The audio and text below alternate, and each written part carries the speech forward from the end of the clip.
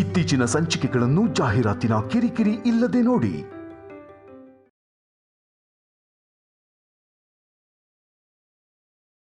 ನಿನ್ನಿಂದ ಎಷ್ಟು ಕಷ್ಟ ಅನುಭವಿಸಿದೀವಿ ಗೊತ್ತಾ?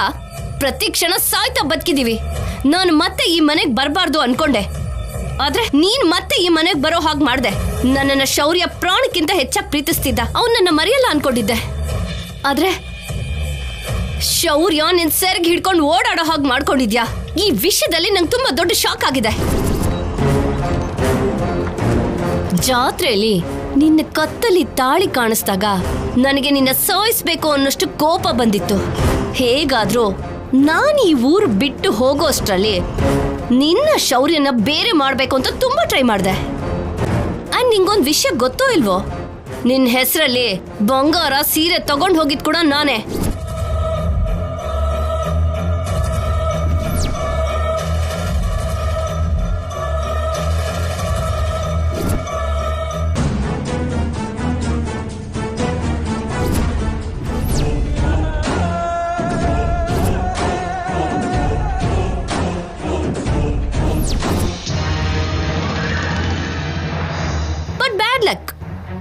ನಿನಗೂ ಶೌರ್ಯಂಗೂ ಮಧ್ಯೆ ಗ್ಯಾಪ್ ಕ್ರಿಯೇಟ್ ಮಾಡೋಕೆ ಆಗ್ಲಿಲ್ಲ. ಅವಾಗ ತುಂಬಾ ಬೇಜಾರಾಯ್ತು. ನನ್ನ ಅದೃಷ್ಟ ಚೆನ್ನಾಗಿದ್ದೋ ನಿನ್ನ ಅದೃಷ್ಟ ಚೆನ್ನಾಗಿಲ್ದೇನೋ, ಆ ಸಿದ್ದು ಬುದ್ಧಿ ಏನು ಅಂತ ನಿಜ ಗೊತ್ತಾಗೋಯ್ತು. ಒಂದು ಕ್ಷಣ ನನ್ಗೇನು ಅರ್ಥ ಆಗ್ಲಿಲ್ಲ. ನಾನ್ ನಂಬಿದ ಪ್ರೀತಿ ನನಗ್ ಸಿಗ್ಲಿಲ್ಲ. ನನ್ನನ್ ಪ್ರೀತಿಸೋ ಪ್ರೀತಿ ನನಗಿಲ್ಲ. ಹೆತ್ತು ಮಗು ನನ್ನ ಹತ್ರ ಇಲ್ಲ. ಇಲ್ಲಿಗೆ ಬಂದು ನನ್ನ ಮಗುನ ನನಗೆ ಕೊಡಿ ಅಂತ ಕೇಳೋಣ ಅನ್ಕೊಂಡ್ರೆ ಶೌರ್ಯನ್ ಕೋಪದ ಬಗ್ಗೆ ನನಗೆ ಗೊತ್ತಿತ್ತು. ಕಾಣಿಸ್ಕೊಂಡ್ರೆ ಸುಟ್ಟು ಹೋಗ್ತಾನೆ. ಏನ್ ಮಾಡ್ಬೇಕೋ ಅರ್ಥ ಆಗ್ಲಿಲ್ಲ. ಕೊನೆಗೆ ಸತ್ ಹೋಗೋಣ ಅಂತ ಫಿಕ್ಸ್ ಆಗೋದೆ. ದೇವ್ರೆ ಕಳ್ಸಿರೋ ಹಾಗೆ ನಮ್ಮ ಗಂಡ ಶೌರ್ಯ ಅಲ್ಲಿಗೆ ಬಂದು ನನ್ನನ್ನ ಕಾಪಾಡ್ದ.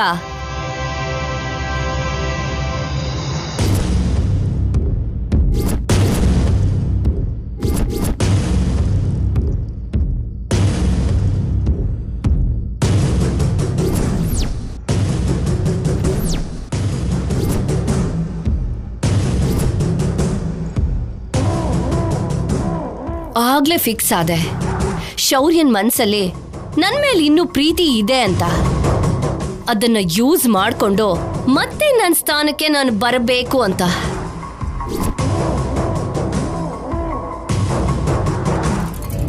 ನೀನ್ ನನ್ನ ಬೆರಳು ಹಿಡ್ಕೊಂಡು ಸಪ್ತಪದಿ ಹಾಕ್ತಿದ್ರೆ 7 ಜನ್ಮಕ್ಕೂ ನೀನೇ ನನ್ನ ಹೆಂಡತಿ ಅನ್ಕೊಂಡಿದ್ದೆ. ಬಟ್ ಮನೆಗೆ ಬಂದ್ಮೇಲೆ ಅರ್ಥ ಆಯ್ತು, ಇಲ್ಲಿ ಸಿಚುವೇಶನ್ ನಾನು ಅನ್ಕೊಂಡಿರೋಷ್ಟು ಸುಲಭ ಅಲ್ಲ ಅಂತ. ಮನೇಲಿ ಎಲ್ಲಾರ್ಗೂ ನನ್ನನ್ನ ಸೋಯಿಸ್ಬೇಕು ಅನ್ನೋಷ್ಟು ಕೋಪ ಇದೆ.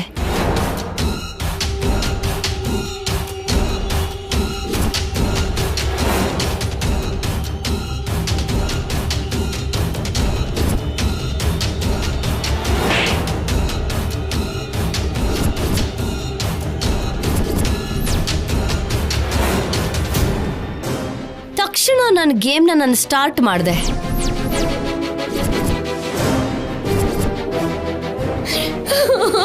ಹಾಗನ್ಬೇಡಿ ಅಮ್ಮ, ಬೇಕು ಅಂದ್ರೆ ನಾನು ಇಲ್ಲಿಂದ ಹೊರಟು ಹೋಗ್ತೀನಿ. ನನ್ನ ಮಗುನ ನನಗೆ ಕೊಟ್ಬೇಡಿ. ನನಗಿನ್ನೇನು ಬೇಡಮ್ಮ. ಕೂಲಿ ಕೆಲಸ ಮಾಡ್ಕೊಂಡಾದ್ರೂ ಬದುಕ್ತೀನಿ.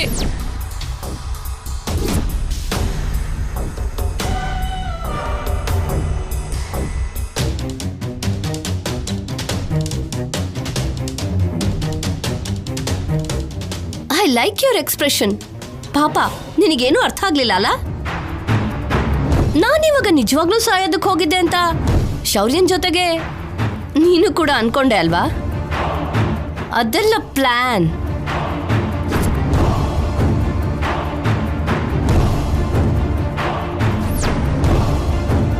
ಈ ಕಲ್ಯಾಣಿ ಏನೋ ಒಂದು ಹೇಳಿ ಶೌರ್ಯನ್ ಮನಸ್ಸನ್ನ ಬದಲಾಯಿಸೋ ತರ ಇದ್ದಾಳೆ. ಶೌರ್ಯ ಅವಳ ಮಾತನ್ನ ಕೇಳಬಾರ್ದು. ಶೌರ್ಯನ್ನ ಡೈವರ್ಟ್ ಮಾಡಬೇಕು. ಹೇಗೆ?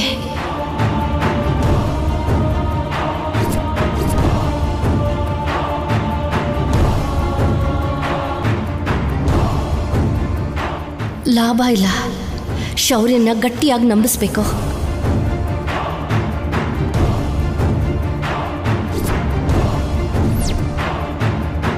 ನೀನು ನನ್ನ ಬಗ್ಗೆ ಹೇಳಿ ಶೌರ್ಯನ ಮನ್ಸು ಬದಲಾಯಿಸ್ಬೇಕು ಅಂತ ಟ್ರೈ ಮಾಡ್ತಿದ್ಯಾ. ಶೌರ್ಯ ಬದಲಾಗ್ಬಿಡ್ತಾನೆ ಅಂತ ಅನ್ನಿಸ್ತು. ಅದಕ್ಕೆ ಶೌರ್ಯಗೆ ನನ್ನ ಮೇಲಿರೋ ಕರುಣೆನ ಇನ್ನು ಸ್ವಲ್ಪ ಜಾಸ್ತಿ ಮಾಡಬೇಕು ಅನ್ಕೊಂಡೆ.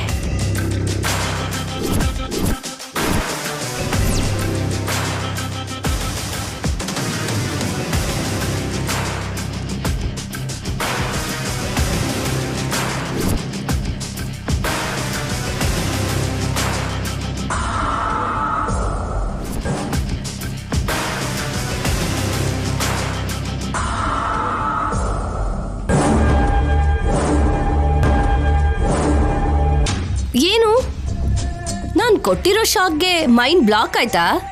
ತಲೆ ತಿರುಗ್ತಿದ್ಯಾ? ತಿರುಗುತ್ತೆ. ನಿನಗೆ ಅಲ್ಲ, ಮನೇಲಿರೋ ಎಲ್ರಿಗೂ ತಲೆ ತಿರುಗುತ್ತೆ. ಶೌರ್ಯ ನನ್ನ ಮತ್ತೆ ಹೆಂಡತಿಯಾಗಿ ಸ್ವೀಕರಿಸಿ ನಿನ್ನ ಮನೆಯಿಂದ ಹೊರಗಡೆ ಹಾಕೋ ದಿನ ಅತಿ ಶೀಘ್ರದಲ್ಲೇ ಬರುತ್ತೆ. ಅಲ್ಲಿವರೆಗೂ ಅಳ್ತಾ ಕೂತ್ಕೋ. ಹೇಗೂ ನಿದ್ರೆ ಬರಲ್ವಲ್ಲ, ಹೋಗು.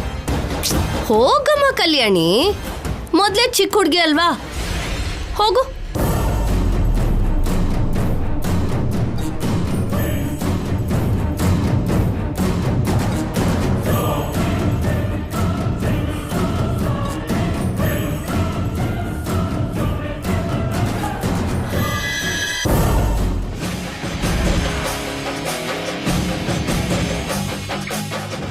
ಇದೆಲ್ಲಿಂದ ಬಂತಪ್ಪ ದೇವ್ರೆ ತಲೆನೋವು?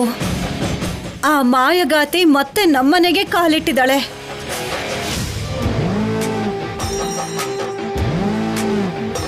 ಅಷ್ಟಕ್ಕೂ ನಮ್ಮನೆ ಮರ್ಯಾದೆ ತೆಗೆದ್ಲು.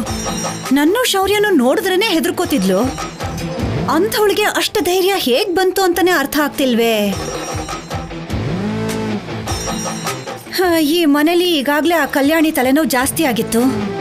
ಅವಳನ್ನ ಹೇಗಪ್ಪ ಮನೆಯಿಂದ ಆಚೆ ಹಾಕೋದು ಅಂತ ಯೋಚಿಸ್ತಿದ್ರೆ ಜೊತೆಗೆ ಇವಳು ಬೇರೆ ಬಂದು ಗಂಟು ಬಿದ್ಲು.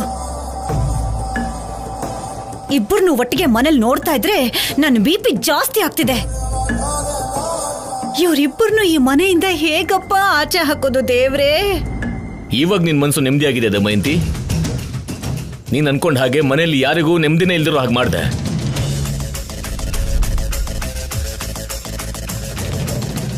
ಮನೆ ಮರ್ಯಾದೆ ತೆಗೆದಿದ್ದು ಆ ರಾಕ್ಷಸಿ ಅವಳನ್ನ ನೋಡಿದ್ರೆ ಅಸಹ್ಯ ಅಂತ ನಮ್ಮ ಮುಂದೆ ನಾಟಕ ಮಾಡ್ತಾನೆ. ಹಿಂದೆ ಮಾತ್ರ ಸಂಪದನ ಕರ್ಕೊಂಡು ಬರೋ ಹಾಗೆ ಚೆನ್ನಾಗಿ ಪ್ಲಾನ್ ಮಾಡಿದೀಯಾ. ಏನ್ರಿ ನೀವ್ ಹೇಳ್ತಾ ಇರೋದು? ನಾನು ಪ್ಲಾನ್ ಮಾಡೋದು ಅಂದ್ರೆ ಏನು? ನಾನು ಅವಳನ್ನ ಮನೆ ಕರ್ಕೊಂಡು ಬರೋದು ಅಂದ್ರೆ ಏನು?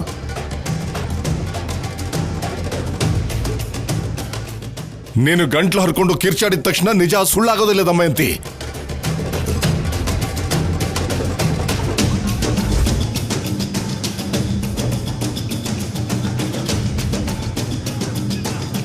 ಅಪ್ಪ, ನಾನೇನ್ ಸುಳ್ಳು ಹೇಳ್ತಾ ಇಲ್ಲ. ನಾಟಕ ಆಡ್ಬೇಡ ದಮಯಂತಿ. ಇದು ಖಂಡಿತ ನಿನ್ ಕುತಂತ್ರ ಅಂತ ಅರ್ಥ ಆಗ್ತಿದೆ. ಯಾರ ಸಹಾಯನೂ ಇಲ್ದೇನೆ ಅಷ್ಟು ಧೈರ್ಯವಾಗಿ ಮನೆ ಹೊಸಲು ದಾಟೋ ಪ್ರಯತ್ನ ಮಾಡಲ್ಲ. ನಾನ್ ಯಾಕ್ರಿ ಹಾಗೆ ಮಾಡ್ಲಿ? ಇಷ್ಟಕ್ಕೂ ನಿಮ್ಮೆಲ್ರಿಗಿಂತ ಜಾಸ್ತಿ ಅವಳನ್ನ ನಾನೇ ಈ ಮನೆಯಿಂದ ಆಚೆ ಹಾಕ್ಬೇಕು ಅಂತ ನೋಡ್ತಿರೋದು. ಹಾಗ್ ಮಾಡಿದ್ರೆ ತಾನೇ ನಿನ್ಗೂ ಇದಕ್ಕೂ ಯಾವ ಸಂಬಂಧ ಇಲ್ಲ ಅಂತ ನಾವು ನಂಬೋದು. ನಿಜ ಹೇಳು ದಮಯಂತಿ, ನಿನಗ್ ಗೊತ್ತಿಲ್ದೆ ನಿನಗಿಷ್ಟವಿಲ್ದೆ ಕಲ್ಯಾಣಿಗೂ ಶೌರ್ಯನಿಗೂ ಪ್ರಸ್ತಾನ ನಡೀತು ಅನ್ನುತ್ತಾನೆ ನಿನ್ನ ಕೋಪಕ್ಕೆ ಕಾರಣ. ಅಯ್ಯೋ, ನಾನು ಅವಳನ್ನ ಕರ್ಕೊಂಡ್ ಬಂದಿಲ್ಲ ತಾಯಿ ಅಂದ್ರೆ ನನ್ ಮಾತೆ ನಂಬ್ತಿಲ್ವಲ್ಲ. ನೀನು ನಾಟಕ ನಿಲ್ಸಿ ಅವಳನ್ನ ಮನೆ ಕರ್ಕೊಂಬಂದಿದ್ ನೀನೇ ವಾಪಸ್ ಹೋಗು ಅಂತ ಹೇಳು ಮರ್ಯಾದೆಯಿಂದ. ನೀನ್ ಕರ್ದಿಲ್ಲ ಅಂದ್ರೆ ಇಲ್ಲಿ ಯಾರು ನಂಬೋದಿಲ್ಲ. ಈ ತರ ಕುತಂತ್ರ ನೀನ್ ಮಾಡಿಲ್ವಾ? ನಾವು ನೋಡಿಲ್ವಾ? ದುರ್ಯೋಧನ, ದುಶ್ಯಾಸನ, ಶಕುನಿ ಇವರೆಲ್ಲರೂ ಸೇರಿದ್ರೆ ನೀನು. ಅಮ್ಮ, ನಾನು ಮಾಡಿದ್ರೆ ಧೈರ್ಯವಾಗಿ ಹೇಳ್ತಿದ್ದೆ. ನಾನ್ ಯಾಕೆ ಹೆದರ್ಕೊಳ್ಳಿ? ನೀವ್ ನಂಬುದ್ರು ನಂಬದೆ ಹೋದ್ರು ಇದೇ ಸತ್ಯ. ಬೇಕು ಅಂದ್ರೆ ನನ್ ಗಂಡನ ಮೇಲೆ ಆಣೆ ಮಾಡಿ ಹೇಳ್ತೀನಿ. ಏನೇ ನನ್ ಮೇಲೆ ಆಣೆ ಮಾಡ್ತೀಯಾ? ನಿನ್ನ ಬೈತಿದ್ದೀನಿ ಅಂತ ಹಳೆ ದ್ವೇಷನೆಲ್ಲ ಮನಸ್ಸಲ್ಲಿ ಇಟ್ಕೊಂಡು ಮುಗಿಸ್ಬೇಕು ಅನ್ಕೋತಾ ಇದೀಯಾ? ಹಣೆ ಬೊಟ್ಟಿದ್ರೆ ನಿನ್ ಮುಖ ನೋಡಕ್ಕಾಗಲ್ಲ. ಅಂಥದ್ರಲ್ಲಿ ಹಣೆ ಬೊಟ್ಟಿಲ್ಲ ಅಂದ್ರೆ ನಿಜವಾಗ್ಲೂ ನೋಡಕ್ಕಾಗಲ್ಲ. ಅದ್ ಹಾಗಲ್ಲ ರೀ. ನಾನ್ ಹೇಳೋದನ್ನ ಯಾಕೆ ಯಾರು ಅರ್ಥನೇ ಮಾಡ್ಕೋತಿಲ್ಲ? ನಿಮ್ಮೇಲ್ ಬೇಡ ಅಂದ್ರೆ ನನ್ನ ಮೇಲೆ ಆಣೆ ಮಾಡ್ಕೋತೀನಿ, ಸರಿನಾ?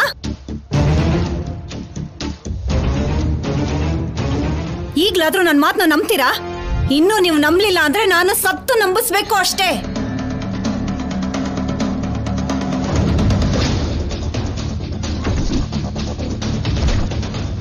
ಅತ್ತೆ, ಪಾಪ ದಮಯಂತಿ ಅತ್ತಿಗೆ ನಿಜವಾಗ್ಲೂ ಸಂಪದನ್ ಕರ್ಸಿದ್ರೆ ಅವ್ರ ಮೇಲೆ ಯಾಕೆ ಆಣೆ ಮಾಡ್ತಾರೆ? ನಿನಗ್ ಅರ್ಥ ಆಗಿದ್ದು ಕಟ್ಕೊಂಡ್ ಗಂಡನ್ಗೆ ಹೆತ್ತ ತಾಯಿಗೆ ಅರ್ಥ ಆಗ್ತಾ ಇಲ್ಲಮ್ಮ. ಎಂಥ ಜೀವನನೋ ನಂದು. ನೋಡಿ, ನನಗೆ ಕಲ್ಯಾಣಿ ಅಂದ್ರೆ ಇಷ್ಟ ಇಲ್ಲ, ಅದು ಸತ್ಯ. ಸಂಪದ ಅಂದ್ರೆ ಅಸಹ್ಯ. ಅವಳನ್ ಕಂಡ್ರೆ ಸ್ವಲ್ಪನೂ ಇಷ್ಟ ಇಲ್ಲ. ನನ್ನ ಹಣೆ ಬರಹ ಏನಂದ್ರೆ ನನಗಿಷ್ಟ ಇಲ್ದೇ ಇರೋರೆ ನನ್ ಸೊಸೆ ಆಗಿದ್ದಾರೆ. ಥೂ, ನನ್ ಜನ್ಮಕ್ಕೆಷ್ಟು.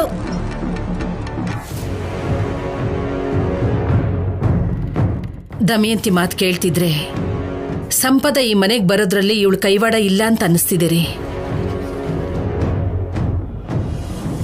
ಹೌದು ಅತ್ತೆಮ್ಮ, ಯಾಕಂದ್ರೆ ನಿಜವಾಗ್ಲೂ ಅವಳೇ ಕರ್ಸಿದ್ರೆ ತನ್ನ ಮೇಲೆ ಆಣೆ ಮಾಡ್ಕೋತಾ ಇರಲಿಲ್ಲ.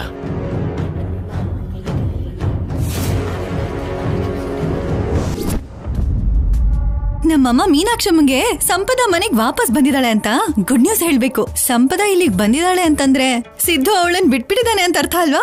ಅಂದ್ರೆ ನನ್ ತಮ್ಮ ನಮ್ಮಮ್ಮನ ಹತ್ರನೇ ಬಂದ್ಬಿಡ್ತಾನೆ. ಸಿದ್ದುಗೆ ಸಂಪದ ಅನ್ನೋ ದರಿದ್ರ ಹೊರಟೋಗಿ ಕಲ್ಯಾಣಿ ದರಿದ್ರ ಮೆಟ್ಕೊಂಡಿದೆ ಅಂತ ಅರ್ಥ.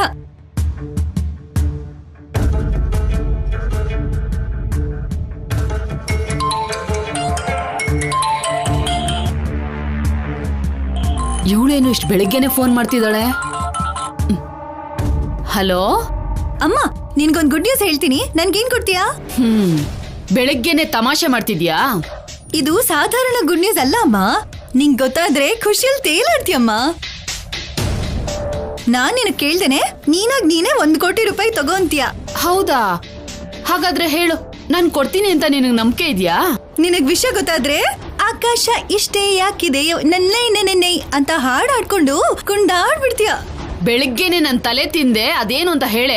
ಆ ಸಂಪದ ಇಲ್ವಾ ಅಲ್ಲಿ? ಇಲ್ಯಾಕಿರ್ತಾಳೆ? ಹಾಗಲ್ಲ ಅಮ್ಮ, ಇಷ್ಟು ದಿವಸ ಮನೇಲಿ ಒಂದು ಜಗಳ ಇಲ್ಲ, ಎಲ್ರೂ ಖುಷಿಯಾಗಿದ್ದಾರೆ ಅಂತ ಬೇಜಾರ್ ಮಾಡ್ಕೊಳ್ತಿದ್ವಿ ಅಲ್ವಮ್ಮ? ಈ ನಡುವೆ ಮನೇಲಿ ಬರೋ ಸೀನಲ್ಲಿ ಮಸಾಲ ಇಲ್ದೇ ಇರೋ ಸೀನು, ಜಗಳ ಇಲ್ದೇ ಇರೋ ಸೀನು ಕಮ್ಮಿ ಇದೆ ಅಂತ ಬ್ರಹ್ಮ ಅನ್ನೋ ಸ್ಕ್ರೀನ್ ಪ್ಲೇ ರೈಟರು ಸಂಪದ ಅನ್ನೋ ಕ್ಯಾರೆಕ್ಟರ್ನ ನಮ್ಮ ಮನೆಗೆ ಕಳಿಸ್ಕೊಟ್ಟಿದ್ದಾನೆ. ಏನು? ಏನೇ ನೀನ್ ಹೇಳ್ತಿರೋದು? ಸಂಪದ ಅಲ್ಲಿಗೆ ಬಂದಿದ್ದಾಳ?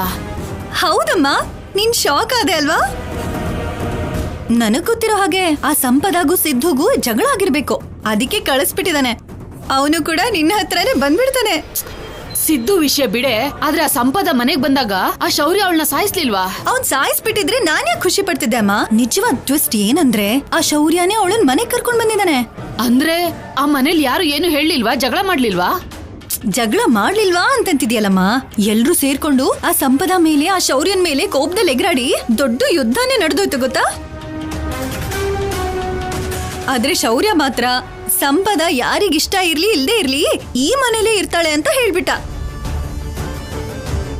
ಆಗ ಎಲ್ರ ಮುಖ ಹೇಗ್ ಬಾಡ್ ಹೋಗಿತ್ತು ಗೊತ್ತಾ? ಸಖತ್ ಮಜವಾಗಿತ್ತು. ಏನಾಯ್ತು ಅಂತ ಕೇಳ್ತಿಲ್ಲ ನೀನು?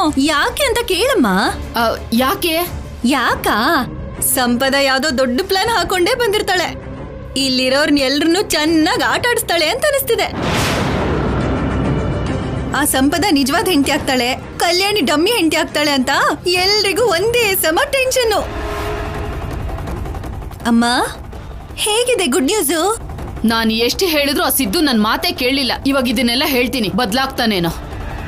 ಅಂದ್ರೆ ಸಿದ್ದು ನಿನ್ ಜೊತೆನೇ ಇದ್ದಾನ ಅಮ್ಮ? ಅಯ್ಯೋ, ಇವಳತ್ರ ಬಾಯಿ ಬಿಟ್ಬಿಟ್ನಲ್ಲ. ಹೇಳಮ್ಮ. ನಿನ್ನತ್ರ ಒಂದ್ ನಿಜ ಹೇಳ್ತೀನಿ, ಯಾರಿಗೂ ಹೇಳ್ಬೇಡ. ಹಾ ಸರಿ ಸರಿ ಹೇಳು.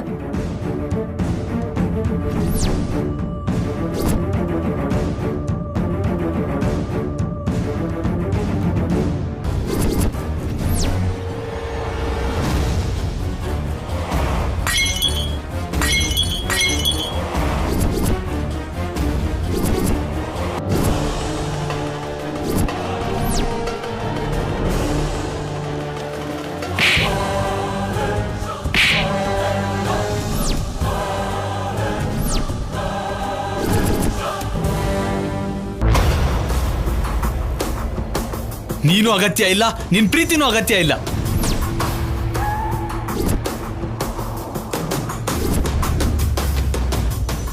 ಇಷ್ಟೆಲ್ಲ ನಡೆದ್ರು ನನಗೊಂದ್ ಮಾತು ಹೇಳಿಲ್ವಲ್ಲ? ಏನಮ್ಮ ನೀನು? ನಾನಷ್ಟು ದೂರ ಆಗ್ಬಿಟ್ನಾ ನಿನಗೆ? ನಿನ್ಗ್ಯಾಕೆ ಹೇಳಿ ಮನ್ಸ್ ನೋಯಿಸ್ಬೇಕು ಅಂತ ಹೇಳಿಲ್ಲ. ಹೌದಾ? ಹೌದು ಕಣೆ. ಅದ್ ಸರಿ ಬಿಡು, ಅಲ್ಲಿ ಏನ್ ನಡೆಯುತ್ತೋ ಅದನ್ನೆಲ್ಲ ವಿಡಿಯೋ ಮಾಡಿ ನನಗೆ ಕಳ್ಸು. ಹಾ ಸರಿನಮ್ಮ. ಸಿದ್ದುಗ್ ಅದನ್ನ ತೋರಿಸಿ ಮನ್ಸ್ ಬದಲಾಯಿಸಿ ಮಹಾಲಕ್ಷ್ಮಿ ಜೊತೆ ಮದುವೆ ಮಾಡಿಸ್ತೀನಿ. ಸರಿ ಆಯ್ತಮ್ಮ.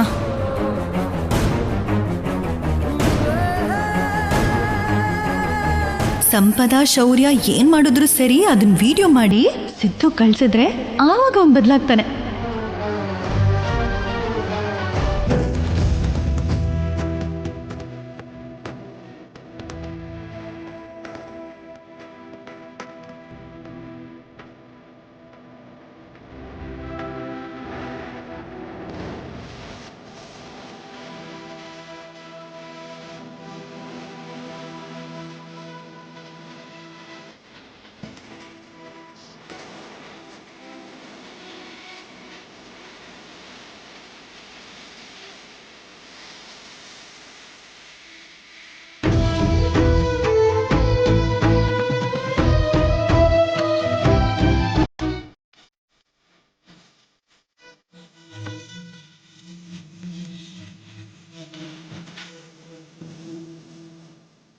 ಈ ಕಲ್ಯಾಣಿನೇ ಮಗುಗಮ್ಮ, ಈ ಕಲ್ಯಾಣಿನೇ ಮಗುಗಮ್ಮ, ಈ ಕಲ್ಯಾಣಿನೇ ಮಗುಗಮ್ಮ.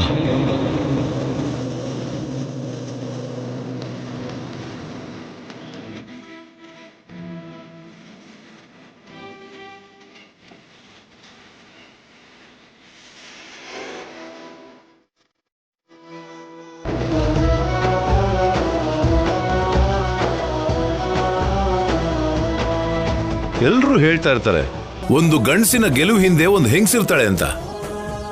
ಆದ್ರೆ ನಿಮ್ಮಿಬ್ಬರು ನೋಡ್ತಿದ್ರೆ ಇಬ್ರು ಒಬ್ಬರನ್ನೊಬ್ರು ಅರ್ಥ ಮಾಡ್ಕೊಂಡಿರೋದಿಕ್ಕೇನೆ ಕಲ್ಯಾಣಿ ಅವ್ರ ಒಳಗಿರೋ ಟ್ಯಾಲೆಂಟ್ ಹೊರಗೆ ಬಂದಿದೆ ಅಂತ ನಮ್ಗೆ ಅರ್ಥ ಆಗ್ತಿದೆ.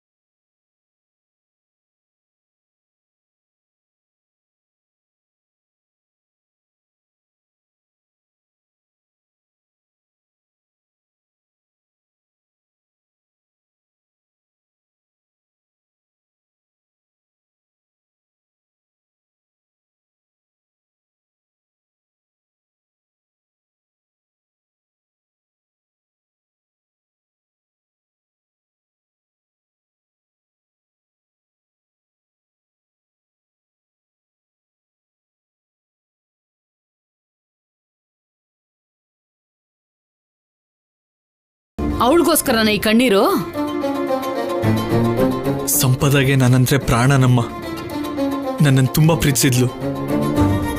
ಪಾಪ ಅಮ್ಮ ಸಂಪದ ಎಲ್ಲಿದ್ದಾಳೋ ಹೇಗಿದ್ದಾಳೋ, ಅಷ್ಟಕ್ಕೂ ಇದ್ದಾಳೋ ಇಲ್ವೋ ಅಂತಾನೆ ಗೊತ್ತಿಲ್ಲ ಅಮ್ಮ. ಸಂಪದ ಬಗ್ಗೆ ಯೋಚನೆ ಮಾಡ್ತಿದ್ರೆ ನನಗೆ ಕಂಟ್ರೋಲೇ ಮಾಡ್ಕೊಳಕ್ಕಾಗ್ತಾ ಇಲ್ಲ ಅಮ್ಮ. ಇಷ್ಟೊಂದು ಸೂಕ್ಷ್ಮ ಆದ್ರೆ ಹೇಗೋ ನೀನು? ಅವಳು ನಿನಗಿಂತ ಹೆಚ್ಚಾಗಿ ನಿನ್ನನ್ನು ಪ್ರೀತಿಸಿಲ್ಲ ಕಣಸಿದ್ದು. ಇಲ್ಲ ಅಮ್ಮ, ಅವಳ ಪ್ರೀತಿ ಬಗ್ಗೆ ನಂಗೆ ಗೊತ್ತು. ಏನು ನಿನಗೆ ಗೊತ್ತಿರೋದು? ಅವಳನ್ನ ಆಚೆ ಹಾಕ್ಬಿಟ್ಟೆ, ನನ್ನನ್ನ ಪ್ರಾಣಕ್ಕಿಂತ ಹೆಚ್ಚಾಗಿ ಪ್ರೀತಿಸ್ತಿದ್ಲು, ತಪ್ಪು ಮಾಡ್ಬಿಟ್ಟೆ ಅಂತ ಆ ಸಂಪದ ನಿನ್ಮೇಲೆ ಪ್ರೀತಿಯಿಂದ ನೊಂದ್ಕೊಂಡು ಕೆರೆನೋ ಬಾವಿನೋ ನೋಡ್ಕೊಂಡಿರ್ತಾಳೆ ಅಂತ ನೀನ್ ಇಲ್ಲಿ ಕಣ್ಣೀರ್ ಹಾಕ್ತಿದ್ಯಾ. ಆದ್ರೆ ಅವಳು ನೀನ್ ಆಚೆ ಹಾಕಿದ ತಕ್ಷಣ ಸದ್ಯ ದರಿದ್ರ ಹೋಯ್ತು ಅಂತ ಆ ಶೌರ್ಯನ ಹತ್ರ ಹೋಗಿದ್ದಾಳೆ.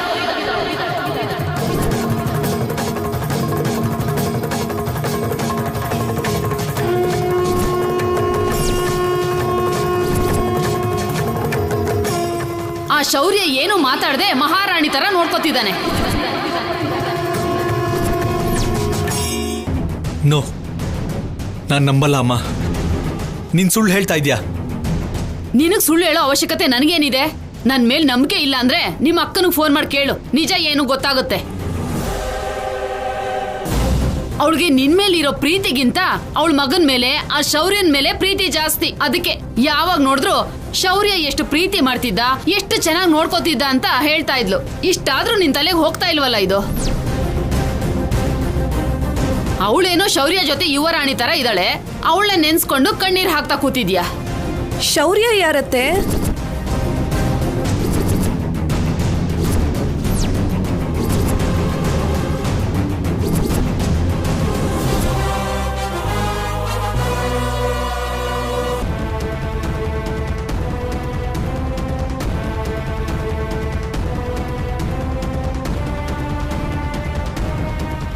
ನೀವೇನೋ ರಹಸ್ಯ ಮುಚ್ಚಿಡ್ತಾ ಇದ್ದೀರಾ.